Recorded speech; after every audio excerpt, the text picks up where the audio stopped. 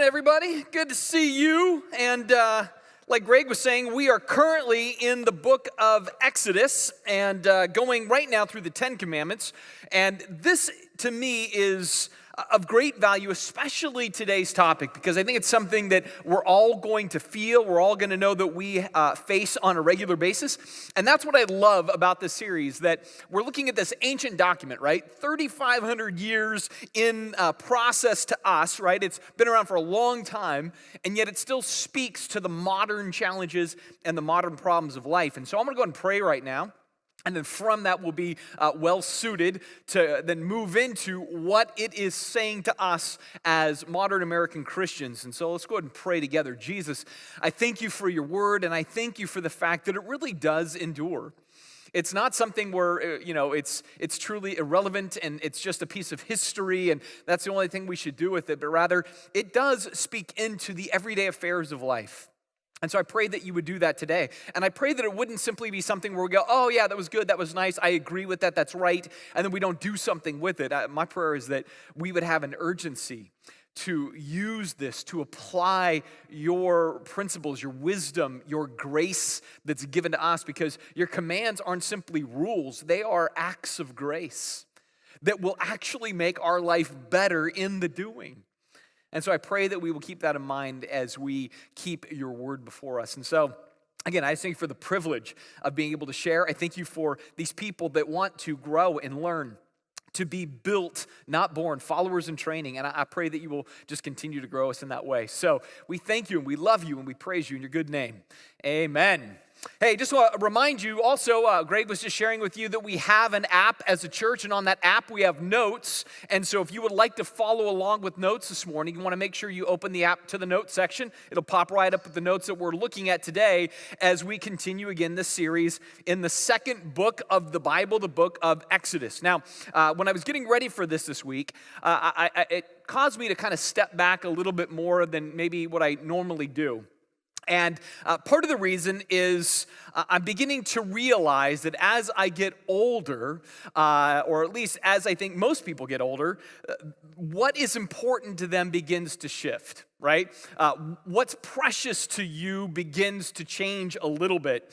And for me, what I'm noticing more is that time is precious. Right? So last month was my 47th birthday, which again, for me, I'm like, wow, I'm finally getting up there a little bit. On top of that, my wife and I will be celebrating 28 years of marriage in August, or in June rather. That was bad. See? You go so long after a while, every day is bliss, you just lose track. All right, so my oldest is 21, my youngest is going to be 18 this summer. And so from all of that, I kind of stepped back this week and I realized in a real vivid way, I'm in the third quarter of life.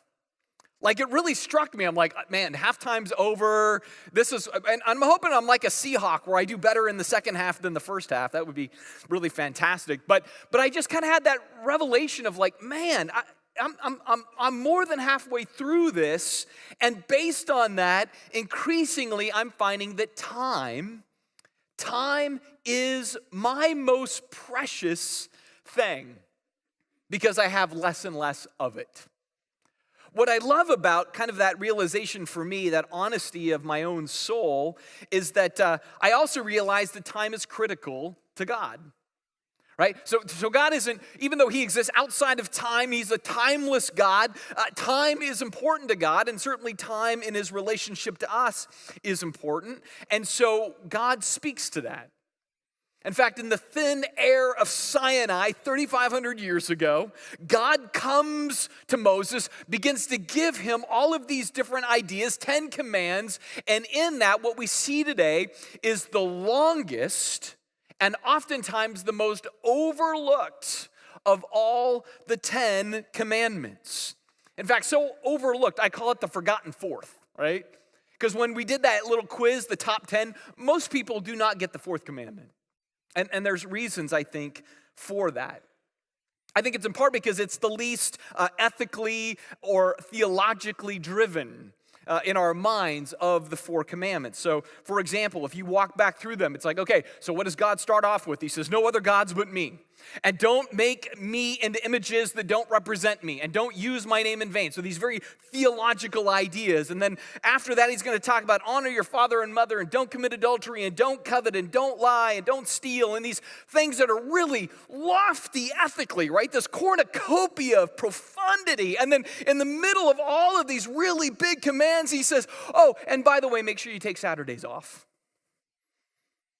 And you're like, let me get this straight. Don't murder. Don't commit adultery, don't lie, take cartoon day off, right? Like, oh, you mean take college football day off? Like, that just seems out of place, I mean, it does. It just, every time I read it, I'm like, man, that just, all these really, really deep things, and then suddenly it just is like, that's as out of place as a vegan at a barbecue cookout, It's just like, why did you put it there? Did you have some cosmic lapse in judgment? Was God looking at this saying, man, I've got 9 really good ones, but I need to round to 10. What do I do for 10? Well, maybe I'll just do it this way. I'll just take a day off. See, that's an easy thing to do, but here is what I'm realizing more and more. God knows this better than us. God knows what's best for us. And God knows what our propensities are. And so all of these commands, like I said, are these gifts of grace given to us. If we do them, we are better off for them. It's not just simply like you do the right thing. What God is saying is this is the freeing thing, the liberating thing, the enjoyable thing, the life-giving thing. So you have to see all commands not as rules that you go, I can't break them, but rather as these pieces of gracious giving to us that God says, man, when you live by them, life goes better, life goes well. God knows something we don't know always. And so we want to cut open this Amazon box this morning and see what's inside, all right? And so starting in Exodus chapter 20, verse 8, it says this, longest of all the commands, remember the Sabbath day to keep it holy. 6 days you shall labor and do all your work. But on the 7th day, that is the Sabbath to the Lord your God. On it you shall not do any work, you or your son or your daughter or your male servant or female servant or your livestock or the sojourner who is within your gates. For in 6 days the Lord made the heaven and the earth, the sea, and all that is in them. And then he rested on the 7th day. Therefore the Lord blessed the Sabbath day and he made it holy. If we were to distill this down into a singular idea, it's the first point in your notes, which is in the journey of life, always pack a hammock. In the journey of life, always pack a hammock. Now, summer weather is coming. In fact, today is going to be one of those days that tries to trick us, right? It's going to be gorgeous out. We're going to get into the 60s. And what's going to happen? Your spouse is going to look at you and say, we should put out the patio furniture. And you're getting sucked into that. It's not ready to be put out, but you'll get sucked in. You'll do it anyway, and it's going to rain on it for 3 days straight, right? But you're going to get pulled in. And the reason you get pulled in, the reason you love the summer of the Pacific Northwest is because it just screams relaxation. It screams rest to us, right? It's hammock weather. So you stretch out the hammock, you put out the patio furniture, and in your mind you envision these wonderful summer evenings with friends coming over, you're sipping wine, having beer, whatever you do, and it's just, it's so good, right? You picture it, you feel it already. You can't wait for that to hit. It doesn't hit till July, by the way, but you wait. You can't wait for it to hit. The problem, I find, is while we dream, wish, want, hope for that day, when those days come, so often we don't take advantage of them. We can't wait for the summer evenings, but then we fill up summer evenings with all sorts of crazy busy. It's just a part of our propensity, our human condition. We love the idea of rest, but we don't do a great job always in pursuing what rest is all about. We don't take advantage of the times that we have. And the reason is, for all of our talk of rest, we are still restless, right? We rest a lot less than we like to think we do or that we should, and we can't help it. We build life around busy, right? We choose this idea of pace over pause. You know what we do? This is how crazy we are. We strap little devices to our wrists called Fitbits. That, you know what they tell us to do? Keep going, keep moving. You've been sitting for too long, get up and do something again, right? We torture ourselves with this notion. We go, no, that's what I need to do. I need to keep going, keep moving, keep driving. A lot of us are going to plan vacations this summer. And you know what we're going to do with our vacations? We're going to say, we're going to X, and we're going to do 55 things while we're there, right? Every day we're going to go to this, and to this, and to this, and we're going to do that for 14 days straight, and then we're going to come back, and we need therapy because we're so exhausted from our great restful trip, right? Or we think about how much extracurricular activity we put in as families. Right? So we have this kid in soccer and this kid in piano and this kid in baseball and this kid doing this. And so we're driving all over the place and we're so busy. The schedule's so full in filling out paperwork, we should say our car is our primary residence. Right? Because we go, hey man, we just got to be on the move. Got to be competing, got to be going, got to be fast. We work tons of hours to buy toys that then we have no time to play with, right? You buy that great epic travel trailer, right? It's 38 feet. It's going to be awesome. You take it out 1 week in the summer because everything is too full, too busy. The rest of the year it sits, but it's really, really pretty in your yard.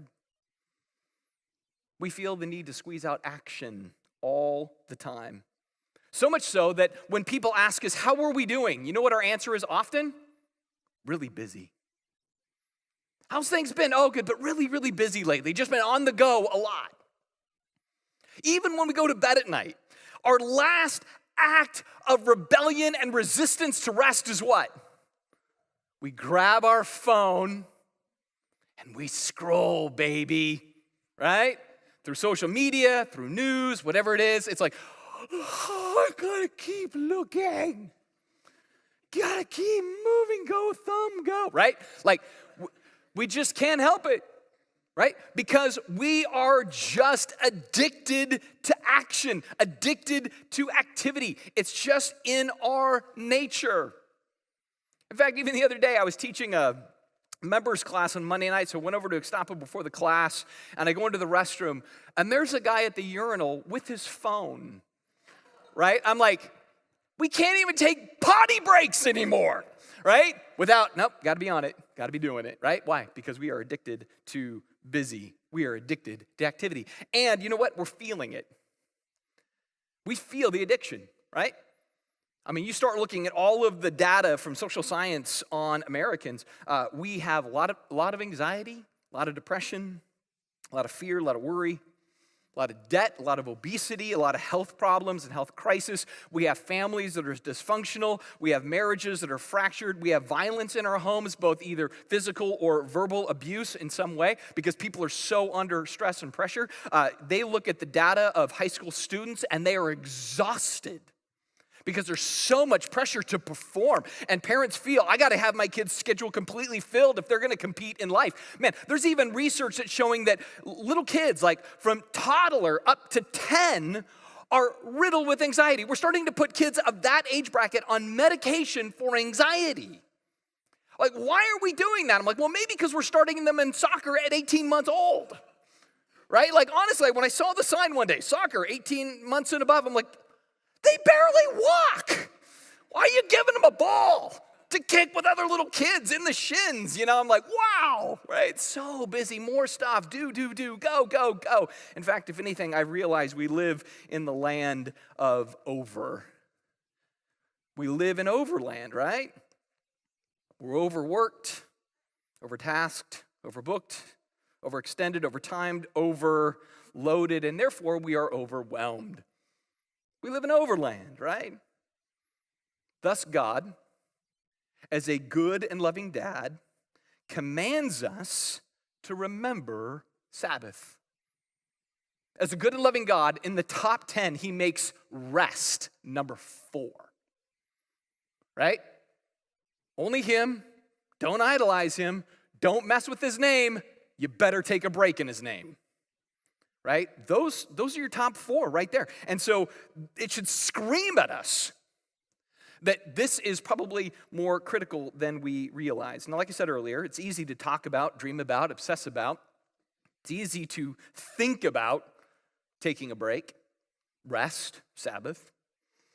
But it's not easy to be intentional about the idea of rest. And here's what I've learned in life. If you don't make rest happen, you won't rest. If you don't make it happen, if you don't put it on the calendar and say, that day is sacred, you probably won't make it happen. You'll push yourself too far, too hard, you'll do too much, and then eventually, it's like you just kind of break down. And so this is why God commands Sabbath. This is why he says in verse 8, I read it again, remember the Sabbath day to keep it holy. Now again, I just want to break this down really quick for us so we get a better sense of it. First of all, there's only 2 commands in the top 10 that are in the positive voice. The rest of them are don't. The 2 positives are this one and honor your father and mother. Those are the positives.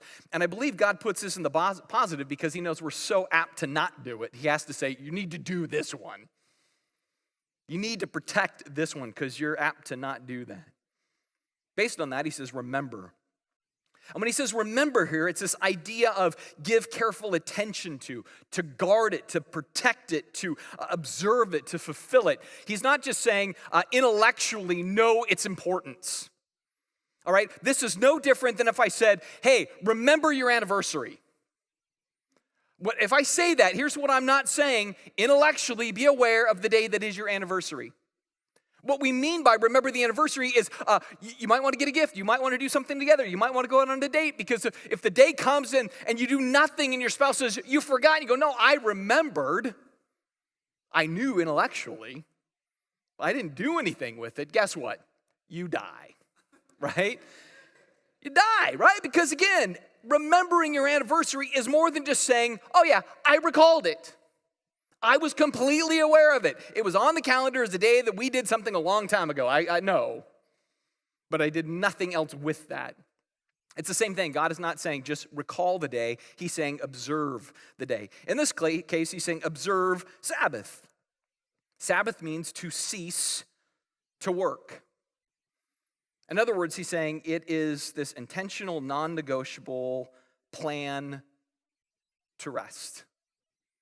Right? And I'm going to keep trying to drive that. This intentional, planned, and I want to say in caps, non-negotiable.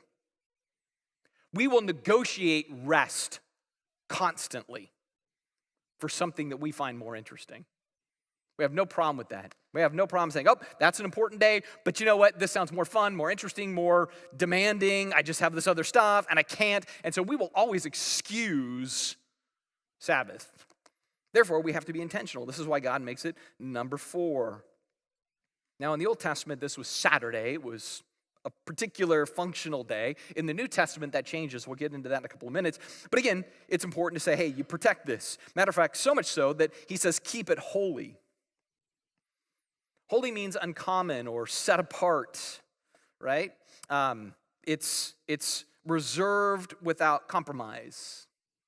That's what we're supposed to do with all of this, right? So you just take those words, remember, Sabbath, keep it holy. I mean, it's so methodical and so tight and makes it so clear that this is what you care about. Now, in light of that, I have a question for us, and this was one that kind of hit me this week. When you think about time, do you think about time in the same way that you think about money? In other words, do you think about using, saving, investing, spending time like you do money? See, I say that because I think most of us tend to way more put the focus on the money than the time when it comes to those ideas, right? So we'll say you have to be thoughtful with your money. But we don't often exercise that same thoughtfulness with our time. We'll say you need to be financially responsible. But we don't often say, well, you really need to be temporally responsible or chronologically responsible. We don't think necessarily in those ways, right? We think about conserving our money, but we don't always think about conserving our time. We think about spending our money, we don't think about spending our time. We think about investing our money, we don't think about investing our time. We plan for our financial future. Do you plan for your time future? See, here's what struck me about that. I think we are under the illusion that money is more valuable than time. This is like, in my mind, the great lie. Because here's something that's true about money that's not true about time. You can go earn more money. I want to say that again. You can go earn more money. You cannot earn more time. All you can do with time is either waste it, spend it, or invest it. You can blow time. You can make a fair trade with time. That's spending. I'm going to give you this and you give me that. It's a fair trade. Or you can invest it, which means you get a return on investment. But that's all you can do with time. But you can't get more of it. It's going away. Like I said, I'm in the third quarter. I'm not getting more time. Right? I can sit there, well, I'm going to exercise. I'm going to eat healthy, and that's going to get me more time. Maybe, or I'm just going to keel over on the treadmill one day trying to save time and create more time because I can't. Because, again, that's not how life works. So it's a command like this that says, man, you got to sit down and think more about how you manage your time, not simply how you manage your money. Do you manage it well? Do you manage it poorly? Because God says time is holy. Right? Isn't that what he's saying? He said, hey man, this day is a set of time. It's an increment in 7 increments. And it's so important. It's holy. It's set apart. It's uncommon. Are you seeing it as that? Are you protecting it as that, right? That's his issue, because we need to be intentional. Now, when I talk about Sabbath, I want to be clear that there is a range on Sabbath, on rest, right? So we might think about it kind of in a physical way, but I want to expand that because I think actually the idea of Sabbath stretches into all sorts of things because it twists itself into our being. Our very essence needs rest in all sorts of ways. It's not as simple as I just need physical rest, right? So we may need emotional rest, physical rest, intellectual rest, theological rest, different kinds of rest. And so I'm going to kind of rip through some ways in which I think we need to have a focus on rest. And the first, I think, is more important than we realize. It's the theological need for Sabbath. If you're taking notes, it's number 2, the theological need. Now, in the Old Testament, it was a day, right? Like I said, it was Saturday, it was cartoon day, it was college football day. Well, that's what it was. That's when they took it off, right? But you have to understand, when God gave the 4th commandment, it was training wheels to our theological Huffy bike, all right? It wasn't the big idea. It was like this thing that prepared us for a bigger idea. So God's like, I want you to take this one day, Saturday in the week, to rest. Rest in me, rest yourselves, that's what you need to do. But that is leading to something more profound in the realm of rest. And the more profound thing where the training wheels come off is Jesus. So in Matthew chapter 11, I've read this passage a couple of times in this series. But I'm going to come to it again, and I'm going to give you the context, which is kind of cool. So Jesus says in Matthew 11, starting in verse 28, he says, come to me, all who labor and are heavy laden, and I will give you what? I will give you rest. So lock that in. I'm going to give you rest. Take my yoke upon you and learn from me, for I am gentle and lowly in heart, and you will find rest for your souls. For my yoke is easy and my burden is light. Now, we tend to look at that and go, oh, that's a great passage. Oh, what an encouragement. He gives rest to my soul. But we also don't tend to look at the surrounding context of a statement like that. This is the memoir of a guy named Matthew, one of the earliest followers in training under Jesus. He's writing a history account of the life of Jesus. And Jesus makes a statement, and then immediately, right? His last words there, for my yoke is easy and my burden is light. This is how you're going to get rest. I'm going to give you rest. Twice he says, I'm going to give you rest. I'm going to give you rest. And then immediately the next verse says, at that time, Jesus went through the grain fields on the Sabbath. It says his disciples were hungry and they began to pluck heads of grain and to eat them. But when the Pharisees, the religious killjoys, rolled in, they said this. They looked and they said, your disciples are doing what's not lawful for you to do on the Sabbath. In other words, they go, oh, your fellas are breaking the rules.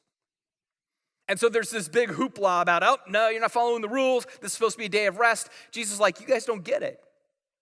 It says you don't get the fact that when God created the Sabbath, he created the Sabbath for people. He didn't create people for the Sabbath. He didn't say, I've got a Sabbath, now who should worship my Sabbath? I'll make people. He says, I made people, and then I see their propensity to not rest, not stop, not take a break, not just decompress life. Therefore, I created the Sabbath as a grace for their lives. You guys are flipping it. That's dumb. That's not how this works. Rest is needed for people. People aren't needed for rest, right? That's his point. But then in verse 8, he goes a step further and he says, and more than that, I, the Son of Man, I'm the Lord of the Sabbath. So when you connect that with what he had said just before, his point is, in the Old Testament, Saturday, that day was rest. In the New Testament, Jesus is your rest, right? He takes up the Sabbath. So it's not just simply a day like the Old Testament. It's every day in Jesus. He is a truer, better, fuller, richer, deeper rest. Now, let me tell you why that's important. Years ago, I had what I'm going to call adult onset atheism, all right? So had faith, was in ministry, went through a season of doubt. From that deep down in my heart, man, I'm like, I don't believe there's a God. I don't believe any of this stuff. It doesn't make sense. The dots don't connect, blah, blah, blah, blah, blah. So I was in this space of just disbelief. And when I was in that space, man, everything seemed so clear. All the arguments seemed really, really obvious and everything else, at least at first. But eventually I came back to faith. And it wasn't through some great, grand, clear argument where I could look and go, oh, I see how cogent that is to reconnect my faith in God. That wasn't it at all. In fact, if there's anything I learned, it's that if anybody's truly honest in any system that they hold to, no system is perfectly cogent. Being in the atheist mindset, there's all kinds of holes there too. It's a bunch of bunk when people say, oh, I've thought it all through and it's logically clear. I'm like, no, there's holes in everything. Stop and be quiet. So I didn't get brought back from an argument. Either way, I was brought back for this one simple reason. I did not have peace in my soul. It was kind of that simple. It was like, man, I feel like I have intellectual clarity, and yet for all of that, I don't have fulfillment. I don't have joy. I don't have rest. And it was as simple as saying, I just want rest. Well, where's rest? Well, I remember Jesus said, and maybe that's true, and if I get back on that track, I'm going to experience rest again, which was really what drew me back. Theological rest is truly the deepest rest we need. That rest in Jesus, that's the rest we need. Which then I find often in life, people who feel most kind of stressed and busy and everything else, if you quiz and you say, hey, how was your walk with Christ? Are you really spending time with Christ? That's one of the things first to suffer. No wonder we feel kind of all wiped out. Right? Because we're not going to the source of rest. That's why Jesus says, come to me and I will give you rest. Now, what's closely linked to this is number 3 in your notes, the spiritual need of Sabbath rest. The spiritual need. See, no matter how crazy life gets, we need to give time for our soul to rest.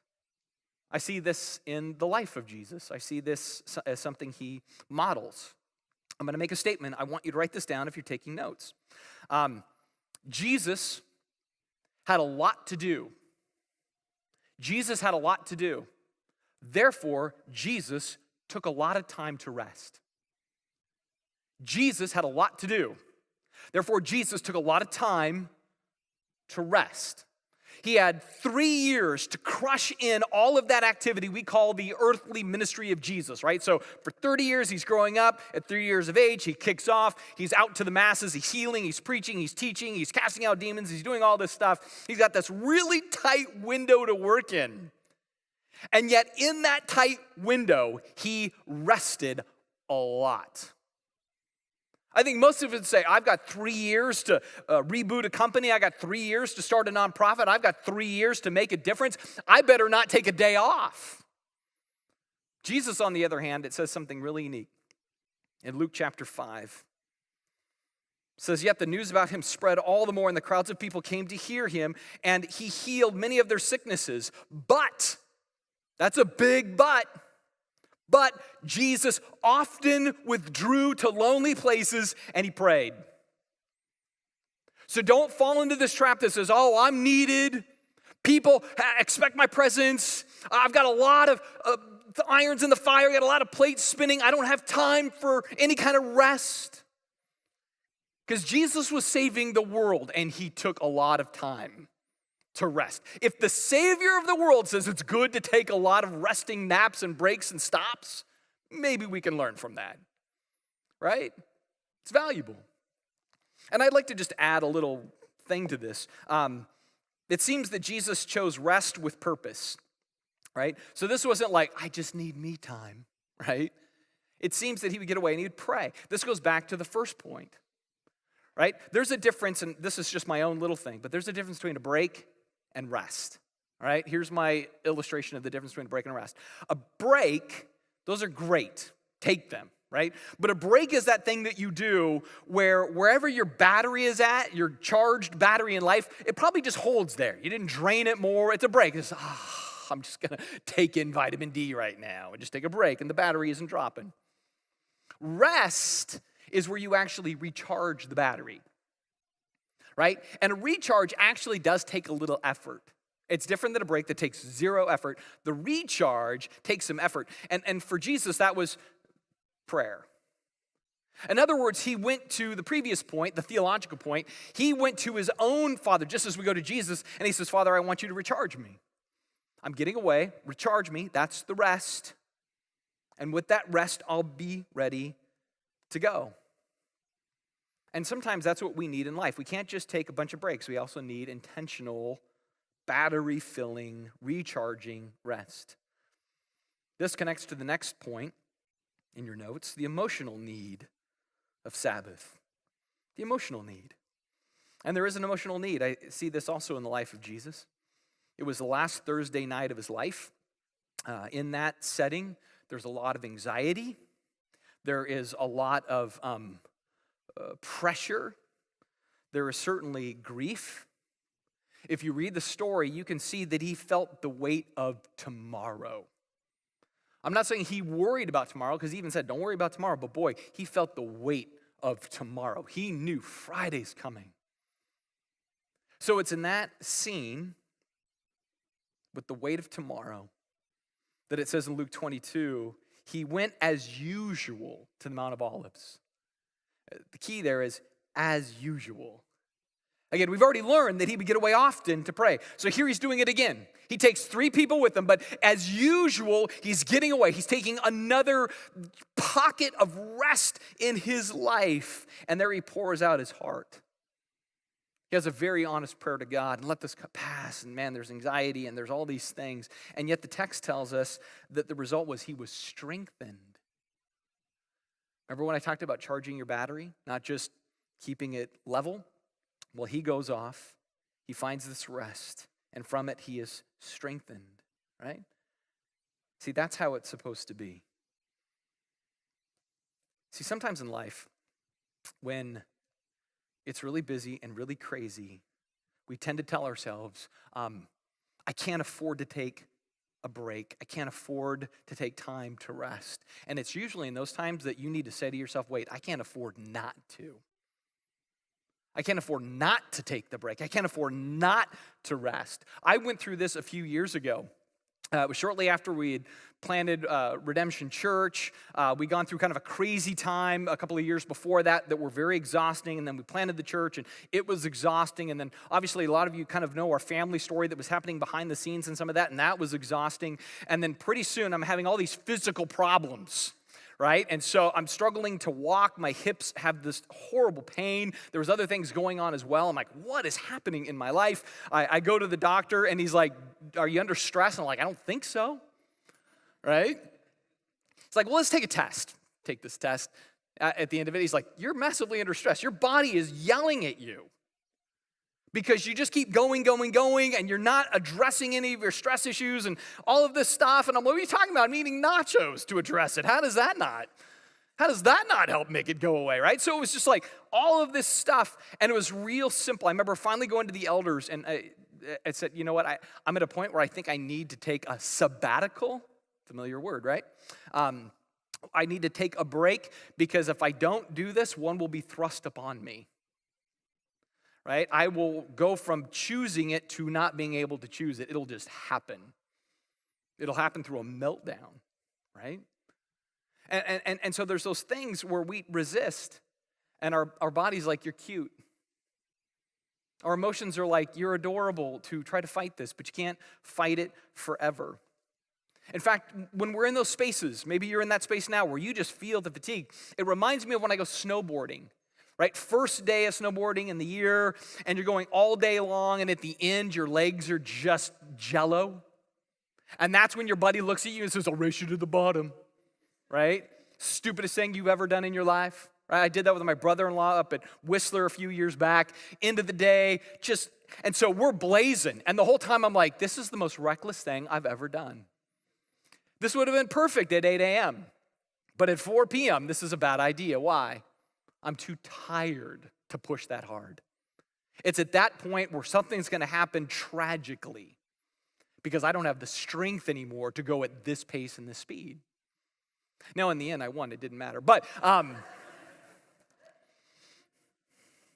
remember the whole time going, I don't feel like I'm in control.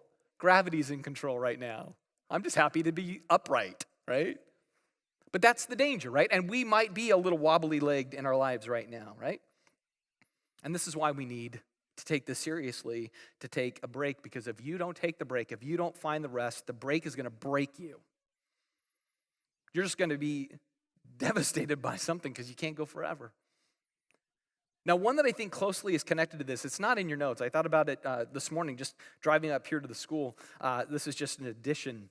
But you also need intellectual Sabbath, right? This is a freebie, right? Because you showed up and you came to first service, and that's impressive on a day like today, right? So, intellectual Sabbath, where we sometimes just need to stop taking in information. This, again, is a great blessing and a great curse. I was talking to this really awesome guy just this morning. He goes, hey, I've upgraded. I'm smart. I have a smartphone. I'm like, welcome to the rest of us dumb people. Because this will totally intellectually wear you out, right?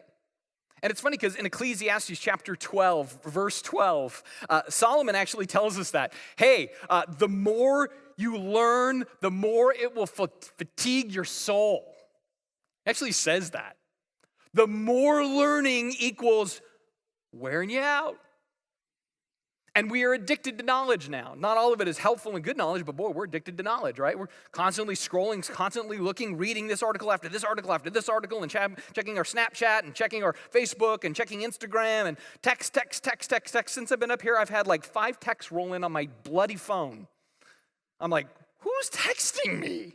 It's church, right? So there's always more stuff. It's why over a year ago, I stripped my phone down. I have no web browser. I have no social media. I have no news apps on my phone. I stripped it all down to nothing. And just because I knew I'd be tempted to put it back on, I gave my phone to my son, said, you know the code. I don't know it. I can't download apps unless they come to you to get them. Why? Because it's tempting to get information. I'm like, I just don't want that in my life. The most freeing thing I did was that. Now I have to be intentional about news. I actually have to go find this thing called a computer and go log on to it and actually go look. I also got rid of, for the most part, using laptops and went to desktops, again, to be intentional. So I'm not constantly just, where's the next bit of information? Because I'm like, I'm not decompressing. I'm just being told what other people think all the time. I'm not just resting my mind and thinking about deep things. It was just not healthy. There's another text, by the way. And it's Dan Clausen. He says, you're killing it up there. Thanks, Dan. That's awesome. Well played, my friend. Well played. All right. So, see, that's tag team right there. All right. I like my boy Dan. All right. Now, the next point, and this is because we're integrated, right? We're this intertwisted thing. We're many pieces and components. So the next one is the physical need of Sabbath. The physical need. I see this in the Gospel of Mark. Jesus is just sent on his rookie apostles.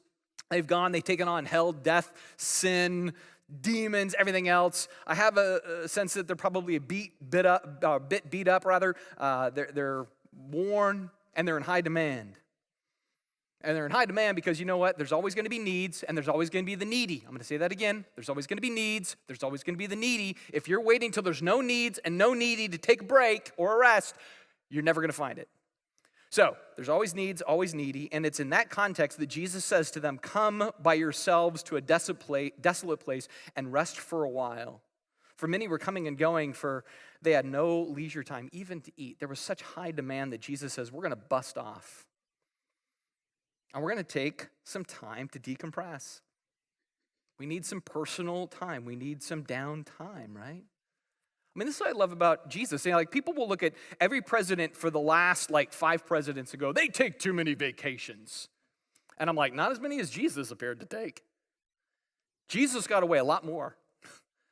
With all the needs, with all the demand, he said, we need to take breaks, right? We need to physically replenish. And so he modeled Sabbath. He knows that we have to plan to pause, and we need to actually press the pause button. We have to get into the rhythm. The rhythm of the Old Testament was 1 out of 7. That was the rhythm. From that, I take us back to Exodus 20. He continues in verse 9, right? So we saw the core in previous verse 8. So he continues, 6 days you shall labor, and you shall do all your work, but on the 7th day, that is the Sabbath to the Lord your God. On it you shall not do any work, you or your sons or your daughters, or your male servants or female servants, your livestock, or the sojourner who is within your gates. Real quick, first of all, I want you to notice, work is good. He says for 6 days you're going to work, right? So this is not some diatribe on how work is bad. No, work is good, right? It's in the command. But rest is good. And rest is also in the command. And while in the Old Testament was Saturday, and in the New Testament it's Jesus, there's still value in saying we need to protect actual physical time in our lives for rest. And that's going to be good for us. And not just for us, but for those around us. I just want to say, parents, really fast, you know how it is. You want your kids to succeed. You want them to excel, so you put them in everything. What does it say here? Your kids need to take a break. Your sons and your daughters, people that work for you, let them take a break. Even let your dog take a break, whatever it is, right? But you do this to the Lord your God. You do it to the Lord your God, which means, you know what? You need to engage the life giver because he is the rest granter, which means you also need to be in spaces like this where you can replenish, you can recharge. You need to make a time for you and God. And I would say, man, in particular, Sunday in church is a part of that. I find that so much of my deepest internal rest is predicated on finding that rest in him. Right? And so it's easy to say, well, we sacrifice Sunday if something else comes up. There's all this stuff. I'm not saying you never miss a Sunday. That's not my point. Right? But I'm saying if that becomes the pattern, and there's a lot of that, it's kind of missing the heart behind this because, again, it's a Sabbath to the Lord, your God, too. It's not just your rest, it's your rest with him and his time with you. That's why we come together also in that sense of remembrance of Sabbath. And so this is where together we want to say, man, I want to pursue this. I want to lean into this. I want to find my rest in him. I want to find my rest through him. And I want to protect the importance of the rest that I need in my life. Let's go ahead and pray together. Jesus, I thank you for your grace. I thank you for your rest. I thank you for this reminder. And I pray that it's more than just, that was really, yes, that's right. I pray that we pony up, make hard decisions, start looking at our calendar in a different way, treat our calendar like we treat our checkbook or our savings account or our salary. That we will see time as more precious than money, and we will start seeing time with you as more precious than just time doing busy things, other things, recreational things. Not that we don't do those things too, we do. But I pray that we will find our strength, our life, our hope, and our purpose in you. We love you, and we thank you and need you in your name. Amen. Amen.